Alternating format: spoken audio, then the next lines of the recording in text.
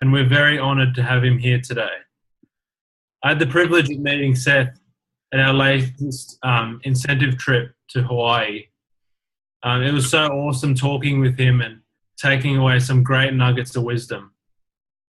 You know, I heard a statistic yesterday by the DSA, which is the Direct Selling Association, that said 63% of Gen Ys were open to look at an opportunity to make additional money within the next 12 months. That's so incredible. That basically means that 63% of Gen Ys are open to what we do. So we're absolutely stoked to have a Gen Y joining us here today to share his knowledge onto us. I'm going to hand it over to Seth now so we can get started. Please, everyone, give a warm welcome to Seth Campbell. Brandon, thank you, man. I really appreciate it. Can you hear me okay? Yeah, all good. Audio's good? Wonderful. Yep. Sometimes it's good, sometimes it's not, but it is amazing that you're in Australia. You're not even in the same day as me. It's Thursday for you, isn't it? Yeah. You're literally on the other side of the planet, and here we are talking face to face. Isn't that neat? I love technology, man. There was a day when I had a Toyota Prius, my second, third, and fourth year in this business. I had a Toyota Prius, and I had people all over the country, and I would get in that thing, and I got it just for this business, and I would drive everywhere. I would drive all across the country, and you know, for two, three people at a time. You know what I mean? So it's nice that we have technology now. Not that, you know, the face-to-face is always still important, you know, being in someone's living room, but the opportunity to connect like this, like we're all in the same room, even though you're on this other side of the world, is pretty neat. So thank you for having me on. Thank you, Charlotte. Thank you, Brandon. Thank you, G, for getting me the info and inviting me on this thing today. And I'm not going to take a lot of your time, you guys. First of all, I want to say one thing. I really, really appreciate you. I messaged Gigi earlier and asked if we could push it back an hour because I was going to be an hour later. I double booked myself. And so I really appreciate you guys being flexible and allowing this to take place 1 hour later. So thank you very much for that. I'm not going to be very long, you guys. I'm going to share with you the same thing I share when I speak to people out here about this business and talk about the things that, you know, that stand out to me and really the reason why I do it. I'll tell you a little bit about my background and my story and what pulled me into this business. It's probably similar to what a lot of you were drawn in by. But for me, you guys, what it really came down to was I was 24 years old when I was introduced to this business. And I don't think that there's anything unique about necessarily being 24 because I've seen 24-year-olds who are entrepreneurial and I've seen 24-year-olds who are closed-minded. I've seen 48-year-olds who are entrepreneurial and 48-year-olds who are closed-minded. But what happened for me at that time in my life was that there was a few things that I had made some observations about that really, really disturbed me, that really bothered me. And the first was this. And I always say in this country, in the United States, I'm willing to bet it's probably the same in Australia. 97% of the population are living paycheck to paycheck. That's just the bottom line. They're living paycheck to paycheck to paycheck. There's no real financial stability. They're one disaster away from being wiped out financially. And that's not half. That's not 65%. It's not 75%. It's 97%. And the thing that's worse than that, in my opinion, is that about that same percentage, 97% of the population spend the bulk of their time doing something that they don't want to do. They might like it. They might enjoy it. It's not their first choice. You know, people will say to me all the time, Seth, I love my job. And I say, that's great. It's better to love your job than hate your job, obviously. But I'd be willing to bet if I gave you $100 million, you probably would not be going back to work tomorrow, right? Because there's something else you'd rather do. There's other people you'd rather spend your time with. You'd probably rather be with your family and friends than your coworkers and your boss. But you have to do that. You've got what you're essentially doing is you're giving your best 8 hours every day, your best 40 hours every week, and that's actually optimistic. Some people work 50, 60, 70 hours a week, but you're giving your best time, the most valuable time, not to your family, not to your hobbies, not to your passions, not to your dreams, but to your job. And the reason you're doing that is because of the paycheck to paycheck problem. And so at 24, I guess I just came to realize like this is my life. This is what I'm doing too. You know, I'm heading down the same path. And I got a phone call, and the phone call was actually from my dad. And he said, hey, I'm gonna put you on the phone with the guy. I'm gonna call you. He says, I'm gonna call you in 10 minutes. Answer your phone. He goes, there's something I'm doing. This is all he said. There's something I'm doing that you need to do with me. It's a business opportunity. You need to do this thing with me. I'm gonna call you back with a guy named Marcel. Just answer your phone. Trust me. You want to hear him. And that was pretty much it. No information. I think he hung up after he said all that stuff. I don't think he gave me a chance to object. And sure enough, when he called back, of course I answered. And I spoke to Marcel for about 10 minutes. I don't remember anything he said. But I remember a feeling I had that I had to do this. I remember getting off the phone and thinking, you know what? Because at that time in my life, he was the most successful person I had ever spoken to. The reason I say that is because he was a gentleman that had made millions of dollars, right? So financially speaking, he had made a lot of money. But what impressed me more was he introduced me to something. Up to that point in my life, everything I had ever done was about linear income. Every single dollar I had ever earned, I had to go do something, physically be somewhere for. It was tied directly to my efforts. And at that time, at 24, for the first time in my life, I was being introduced to a guy who lived on royalty income. He made a lot of money, but what was more impressive than that was that he spent his time with his family. He did the stuff that he wanted to do rather than what he had to do. He didn't have a job. He was unemployed. He was financially secure, but he had time freedom. And this concept of royalty income, the fact that this guy went out and he did something once and got paid and paid and paid and paid for, that was a new concept to me. And so I got off the phone. I remember being excited enough that I was like, I've got to give this thing a shot. I have to do it. I had all the fear and the apprehension that everybody else has. You know, I was 24 years old. I was broke. I'm not good with my words. I don't know a lot of people. I don't have any credibility. Like, all of these things were going through my head, but I had a reason to do it. And the thing that I'm grateful for was that for whatever reason, I felt like one reason to do it was enough to overcome 100 reasons not to. The reason I say I'm grateful for that is because I have found over the last 8 years in this industry that most people, my opinion, you'll see that's about 97% of people, they will let the reasons not to do something actually stop them from doing something. You know, they'll say something like, well, it may not work. That's a terrible reason not to try. It might not work. Of course it might not work. You know, Kobe Bryant was once asked why he was so good at the game-winning clutch shot, you know, the buzzer beater at the end of the game to win the game. And his response was, because I don't care if I miss. You know, think of all the people that get nervous about missing, so they never take a shot. And I have found that most people, if they have just 2 or 3 reasons not to do something, they actually won't do it. And I'm grateful that for whatever reason, I guess I had a bit of an impulsive mind, that I just had one reason to do it. And that one reason was time freedom. I knew I would never get time freedom from a job. That was not possible. I knew that. No matter what my degree was in, I would never have time freedom from traditional employment or from owning a small business. Time freedom does not live in those worlds. And so I decided to give it a shot. I was 24 years old, you guys, and I'm going to just make a long story short for you. It took me, in the space of about 9 months, I was able to quit school and pursue this full time. Another 9 months after that, I became a 6-figure income earner in this industry. And my income grew and grew and grew. By the time I was about 27 or 28, I was in a position where I had a monthly income that was exceeding what the average salary was of the people that were teaching me at my school. The professors that were teaching me, some of which actually told me not to quit school. I was crazy for doing this thing. I got to the point by 27 where I was getting paid more per month by this company, by LifeVantage, than what any of those professors were making in a year. And my income was royalty income. It was residual income. I'm 32 now. I don't wake up to alarm clocks. I don't believe in alarm clocks. They're against my religion. I don't have a job. I'm kidding about the religion comment, but I don't have a job. I don't have a boss. I'm completely unemployable. I love this industry. And the reason I'm here right now, the reason I'm talking to you guys in Australia, is because I believe 100% in this industry's power to free people from the 97%. And what's unfortunate to me is that I see people more and more in the United States, and it might be the same way in Australia. But in the US, I'm seeing more and more that we used to talk about 65 as the retirement age. I'm seeing more and more people that are hitting their 65, 70, 75, and then they're working at Walmart. They're working in fast food.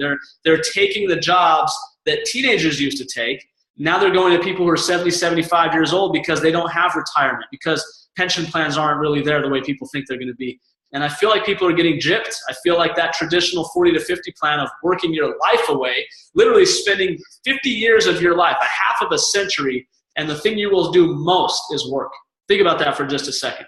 Other than sleep, work is the thing you'll do the most of for half of your life if you live to be 100. You know, if you live to be 80 and it's more than half of your life, will be dominated by work. And I see, and for me, if you do that, if you spend 50 hours working at anything, you should be done, right? You should be done. You should be free to go and sail the world and see Europe and do all the stuff you want to do. That's not the case. And it bothers me. And so what I love about this industry is that it's capturing more and more people. There's 160,000 people right now over here in the U.S. I'm not sure what the number is in Australia, but just in the U.S. alone, 160,000 people a week are joining a network marketing, a direct sales company of some sort. Okay, right now, there are 20 million active distributors over here in my country, 20 million people who are distributors in this industry. And by the way, of the 20 million, 70% of them are millennials between the ages of 18 and 35. That says a lot. You guys, what that tells me is that the young people are looking at the path in front of them, and they're going, "That, you know what, that didn't work for Grandpa. Grandpa worked for 50 years and he had nothing to show for it. He worked for 50 years. He worked hard. He was a good man. And then when he retired, Mom and Dad had to take care of him financially. I'm not doing that. That's not my path." And they're entrepreneurial minded, and that's why, you know, the statistic that Brandon talked about, that statistic is very telling. Why are people more entrepreneurial minded today? And yeah, you say it's Gen X and Gen Y and millennials. I even think you could say it's the generation, it's the population in general is becoming more entrepreneurial because they're realizing that it just doesn't work. If you want freedom, if you want real security, if you want to own your time, royalty income is the only income. You have to find a way to chase royalty income. And what direct sales is, what network marketing is, simply put, it's the best way in the world for the average person like me, an ordinary person, to create royalty income. I'm not a musician. I'm not an author. I can't create royalty income through the platinum sale of an album or anything like that. But in network marketing, I create a lot of royalty income. And so I started this thing at 24, and it's completely changed my life, you guys. And so there's a couple of questions you have to ask yourself. And I'm going to ask a few questions. I'm going to answer them real quick and just give you some stuff to think about. And then I'm going to go ahead and turn it over to Brandon and Charlotte. There's a couple of things you have to ask yourself if you're going to look within this industry, if you're going to look in the direct sales industry, the network marketing industry, as potentially a place where you could free yourself financially and with your time. There are some questions you have to ask yourself. First and foremost, do people make it? You know, that's the first question. Do people make it in this industry? The obvious answer is yes. Of course they do. You know, we know people who make a lot of money in this industry. There's plenty of them. You guys, you can just go Google the top 200 income earners in network marketing, and you're going to see 200 people with incomes way in excess of what the average doctor or lawyer could make in 5 years. People making ridiculous amounts of money, you know, and so obviously, yes, people make it. I still have a few friends, unbelievably, who will swear that these things don't work. That's like swearing the sun doesn't rise in the east. You know what I mean? There's some people will literally walk outside at noon and go, "It's dark outside," you know, whatever. Obviously, yes, people make it in this industry, right? You don't have to believe. You can just look and see. People make it in this industry. But the second question is this: does everybody make it? Obviously, the answer is no, right? Your friends that tell you it doesn't work, they didn't make it. So some make it, many don't. Here's the interesting part. What most people do is when you have two groups, people that succeeded, people that failed, what most people do is they're going to go like this and turn to the ones that failed and say, "Hey, what should I think? Please tell me what to think here." And that doesn't make any sense to me. The third question is, if you can turn your attention to the ones who made it, the people who succeeded. Third question is this: the ones who succeeded, what did they find and what did they do? That's what you have to ask yourself. The ones who succeeded, the ones who are making money, the ones who are free, what did they look for? What did they actually find in an opportunity? Is that important? Can I just jump into any old company and be good to go? Or do I need to look for something, some specific things?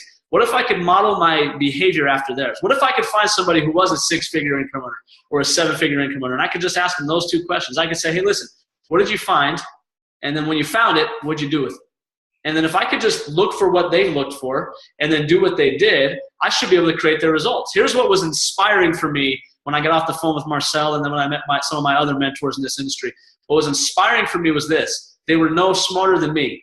They were no better than me. They were ordinary people, but they had this massive success in this industry. When somebody's done something, what that means is that it's possible. And if it's possible, what that means is that you can do it. It's bottom line. They're not different than you. There might be exceptions to that in the world of athletics, right? I can't do what LeBron James does. I can't do that. I'm not 6'8". I have a terrible vertical, and I don't know how to dribble a basketball. I can't do that. But in business, I can do anything anybody else has done. And so can you, by the way. Most of the world's most successful people are not any smarter than you. I don't care who you are. It's just the facts, right? They just have a different set of beliefs about what they can accomplish. And network marketing, better than any industry I've ever seen, will instill in you those beliefs that you can accomplish the same thing. And so I'm going to talk about real quick 5 things that they found, okay? Like I said, there's 2 parts to the question. What did they find? And then when they found it, what did they do? The what did they do part, that's called training. That's what you're going to get at your training events. I'm not sure when your next training event is happening out there in Australia, but whenever it is, wherever it is, be there, because that's where you learn what to do. I'm going to talk about what did they find. There's 5 things you have to find in this industry, I believe, in order to put yourself in the best possible position for success. Now, here's what's unique about what you're going to hear about tonight. The biggest stroke of luck for me in this industry was that my first venture in the network marketing industry happened to be in a company that actually can check all of the boxes better than any company that I've been able to find in the 8 years since. Not that I've looked for other companies, but I've looked at all of the other companies because I've become obsessed with the industry.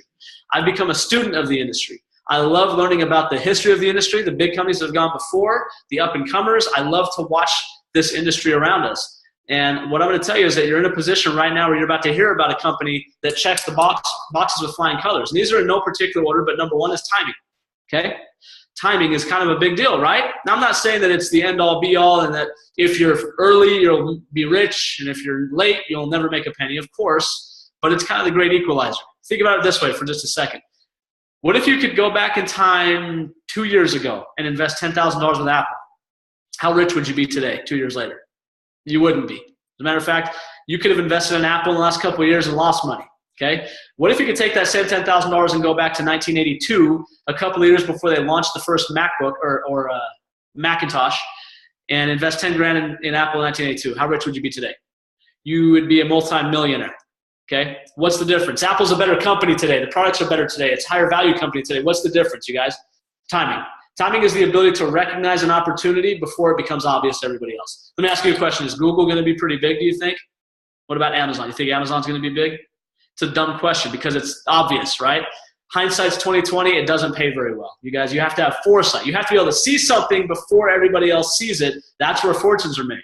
So timing is important. You guys, here's the second one. Product. Okay? What are the products? And there's some questions you have to ask yourself within that, but think like a producer, not a consumer. Here's where a lot of people get messed up, is they want to be an entrepreneur, but they don't know how to think like one. They're still thinking like the consumer. A consumer's thoughts are, would I use that product? Well, do I believe in it? Will it make me feel good? All of those thoughts, right? Now, there's nothing wrong with wanting to believe in your product, but you have to understand producers don't think that way. Okay, they just don't. Producers look at a product and they go, will the masses like this product? Is it different than everything else out there? Will it be around for a long time? Will people spend money for it? Can we get millions of people to buy this product? That's how a producer thinks. It doesn't matter how I feel about it. It doesn't matter if I have some kind of hallelujah experience with the product. If it's not marketable to the masses, I'm not interested. If it is, I'm in. That's the way a producer thinks. And so when you look at a product, you have to look from that standpoint. What I'm going to tell you real quick, I'm going to give you a very, very, very brief history lesson about where our product actually comes from. This might be the biggest piece of the puzzle right here, okay? First and foremost, you guys, back in 2005, there was a scientist out of the University of Colorado in Denver named Dr. Joe McCord. And Dr. McCord, he's a world-renowned scientist. He's been nominated for the Nobel Prize. He was awarded the Elliott Creston Medal, which has actually only been given out maybe a dozen times to people like Alexander Marie Curie, who discovered the antibiotic. I mean, it's a very high honor, the highest honor you can probably get as a scientist other than a Nobel Prize, which he was nominated for. This guy is the real deal. He's been published a lot. He's actually got an enzyme there's an enzyme in your body that we can pull out in a test tube and measure it in McCord units named after this man. And so everyone has a little bit of McCord in them, I guess, technically. But anyways, he, with a couple of other gentlemen, Dr. McCord and a couple of other gentlemen, developed a product, 5 all-natural ingredients that did something that's never been done before. Now, I want you to understand, again, being in front of a growth curve, I want you to think about what happens when industries are disrupted. I'm going to take a slight sidetrack, okay? When was the last time you were in somebody's house and they had to get up and go answer the phone that was on their wall? When was the last time you actually saw that, like a landline? When was the last time you put quarters into a payphone? Okay? It's funny because, you know, the point I'm making obviously is that this thing right here, the smartphone, has completely disrupted the telecommunications industry. So much so that now it's to the point where if I see somebody texting on their phone and they're actually pushing like real buttons, I'm like, man, how old is that phone? Goodness gracious, you know, we don't even have buttons anymore, you guys. It's all touchscreen. And so it's amazing how much things have changed. Because I remember the day when I used to have to grab the phone off the wall, and if there was a girl that I liked, I had to call her house and talk to her dad, which always sucked. He'd be like, hi, is so-and-so there? And you're like, who's this, you know? And he'd ask you how your day is going. You're like, never mind, you'd hang up. And so that is just how telecommunications have changed, and just because the industry has completely been disrupted by this right here, by the smartphone, okay? Who do you think made the most money when that happened? People who knew about it before it was obvious to the rest of the world, right? And so tens of billions, that's with a B, tens of billions of dollars being spent on antioxidant supplements. The anti-aging industry is a really big industry, you guys. It's not a small industry. Tens of billions of dollars are spent on antioxidant supplements, okay? Here's the kicker. They don't actually do much by way of anti-aging. There's value and benefits to antioxidant, and there's plenty of good supplements out there. But they're marketed to be an anti-aging product, and they can measure your blood, and it doesn't make a difference, okay? We know that. There's actually a book called The Antioxidant Myth that covers that and breaks it down. Dr. McCord discovers a product, helps develop a product, 5 all-natural ingredients, none of which do anything remarkable on their own, but they found these 5 ingredients together, they have the synergistic effect where they actually do something completely different. It's not an antioxidant supplement. It's a nutrigenomic. Nutrigenomics is a study of how nutrition can actually affect your genetics. Fascinating stuff. So here's what this thing does. You put this pill in your mouth, and it actually turns on a gene in your body. You have a gene in your body that's off. It's dormant. This thing turns it on. It's not always. It's on when you're a kid. Kids grow, but they don't age. But as we become adults, this gene kind of turns itself off. This pill turns it back on. And now all of a sudden he found that after, and this is his claim he made, after 30 days on this product, you can't distinguish between an 80-year-old and a 20-year-old by looking at their blood. That's remarkable, you guys. It's never been done before. Immediate skepticism from everybody because it's never been done before. Therefore, it must be impossible, right? It must be impossible to actually take an 80-year-old and have them aging at the rate of a 20-year-old. There's no way that's possible. ABC Primetime is it's a United States news, major media outlet. And they decide we're going to do an investigative report. So they show up with a camera crew and a guy named John Quinones, who's a nationally recognized television host. They pull his blood, got the blood of a 50-something-year-old man, and then they put him on Protandim for 2 weeks. And after 2 weeks on this product, they draw his blood again on national television, and guess what? He had the blood of a child, okay? It actually worked for the first time ever in a human being.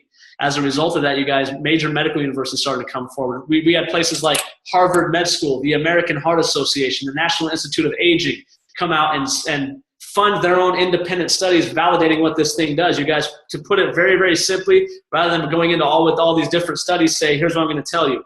Right now in the realm of anti-aging, which is an industry of tens of billions of dollars, right now, you guys, we have the iPhone, and everybody still thinks payphones are the only way. This is an industry disruptive technology, and over the next 10 years, it will become obvious that Nerf2 is the way to go. As a matter of fact, there's already major pharmaceutical companies funding studies on how to create drugs that are Nerf2 activating drugs. You guys, and right now there's one nutritional supplement in the world that's actually clinically proven to activate that gene in your body. It's a really big deal, you guys, and it'll be kind of obvious in 10 or 15 years. Not so much right now. And so that's the second thing you have to look at is product. It kind of ties into the first one, timing, right? When you have something that is a breakthrough that nobody knows about yet, that's kind of a big deal. The third one you have to look at is compensation. How much will I actually get paid? How much does this thing actually work? Now, I don't have a whiteboard. I can't break down the comp plan for you, but here's what I'm going to do. I'm going to invite you to get with the person that got you here and ask them to see the income disclosure statement. As a publicly traded company, we actually disclose how much money the average person makes at each rank. Okay, we've got 12 ranks in the company. I'm going to hit I'm going to hit some of the kind of mid ranks, 4, 5, and 6. Okay, 4, 5, 6, and 7. The average Pro 4 in this company makes about $1,000 a month. How many of you an extra $1,000 a month of mailbox money would make a difference? Okay, the average 5 is over $2,000 a month. The average 6 is making over $5,000 per month. This is royalty income, you guys. You don't get up and go to a job for this. This money is attracted to you. It comes to you. The average 7 is making almost $11,000 per month, you guys. These are significant incomes, but here's what's more significant. I didn't say 9 and 10 and 11 and 12. I said 4, 5, 6, and 7. What's different about us as a company, you guys, aside from the fact that we have a scientifically validated breakthrough product, you guys, what's different about us as a company is that we don't pay large sums of money to the top 2 ranks at the expense of everybody else. We pay a ton of money in the middle, which means you don't have to wait until you're some high rank before you're making good money. For a lot of people, 3, 4, 5, 6, 7, 8, 9, 10 grand a month is plenty of money. And you could be at a rank where nobody in the company really even knows your name yet and still be making significant money. So that's the third thing you have to look at is compensation. Number 4, is it something I can do? What's the system? Is it something that's easy? Is it something that's simple? Is it something I can do? Because the bottom line is, you guys, if it's really, really, really hard, if it's complicated, then nobody can do it. Let me give you a couple of numbers real quick that'll blow your mind, all right? I went out and I talked to probably about 300 people about this opportunity because I was excited about it. I've talked to 300 people. 300 people I've talked to, I'd venture to guess somewhere between 40 to 50 actually wanted to do the business. So I took about 250 rejections, and I got about 40-something signups, enrollments. That's not a lot. Now, here's the crazy part. Of the 40 to 50 people that enrolled, maybe a half a dozen of them actually worked, right? People enrolled and then, it was a hobby for them. Half a dozen worked. Not very successful, guys. How would you feel with 6 builders out of 300 attempts, right? Not very good. However, here's the magic of this business. If what you do is simple and then anybody can do it, then 6 people becomes tens of thousands. My 6 people has turned into 60,000 people in my organization across the United States and in a few other countries as well. I've got 60,000 people in my group from the half a dozen that are actually working. That's the magic of that simplicity thing. Now, let me ask you a question real quick. What if I told you that here's what you got to do? What if I told you that you have to have somebody watch a Zoom like this? What if your job is not to be a salesman, but to be a connector? Because here's what we've got. We've got something that nobody knows about, okay? We've got the smartphone of anti-aging. We have a population of hundreds of millions of people that need to know about it and don't know about it. What if you just have to be a connector? Connect people to the information. Pick up the phone and say, hey, Mark, listen, dude, I'm going to send you something. You need to watch it. This is going to blow your mind. I'm going to send you a little webinar link. Dude, just watch this. It's going to blow your mind. All right? I'll chat with you after. What if it was that simple? Okay? You just connect to people the information. Okay, now there's ways that we do this thing, and I'm not going to go into that. That's the training portion, but here's what I will tell you. That my numbers are proof that if you do it in a simple way, anybody can do it, and a few will turn into a few thousand. So that's the fourth thing you have to ask. Is there a system? Is there a company here that's going to back me up? We're a publicly traded company. We have a system. We've got leaders. We've got an incredible corporate staff, and we have a training program, you guys, that'll show you the track you have to run on to make this thing work.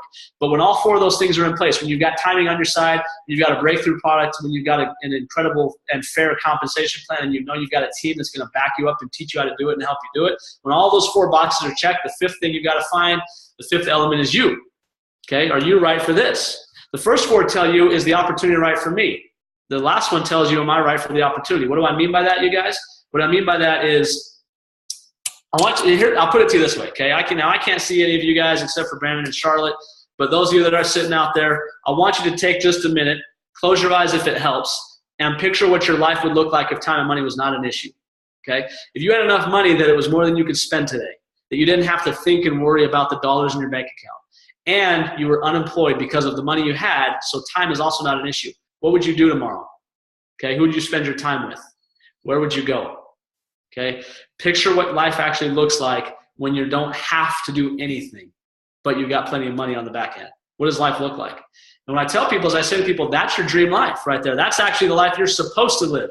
The cubicle life is not why you were sent here. That's what society told you to do, and you bought it. But the dream life is what you're supposed to do. It's what you're supposed to live. Why do only 3% of people ever live that dream life? Because of this last part, guys. The question you have to ask yourself, the dream life you're picturing, is what I'm doing today going to get me there? Yes or no? If the answer is no, then am I willing to get uncomfortable to have it? Am I willing to work hard to get it?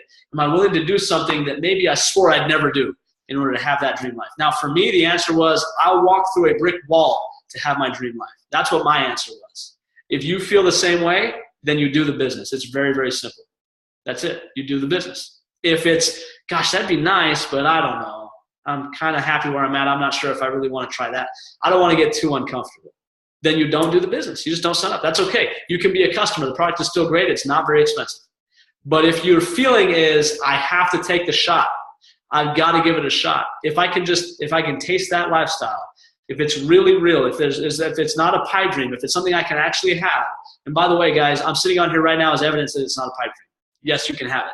And if the feeling is, I'll do anything for that, then you take that sentiment and you enroll in the business tonight and work tomorrow. You don't enroll in the business next week and work next month. You enroll in the business tonight and you work tomorrow. That's what I did. That sense of urgency is what brought me here, you guys. And so with that, you guys, I want to challenge you to, find out in yourself, are you right for this business or not?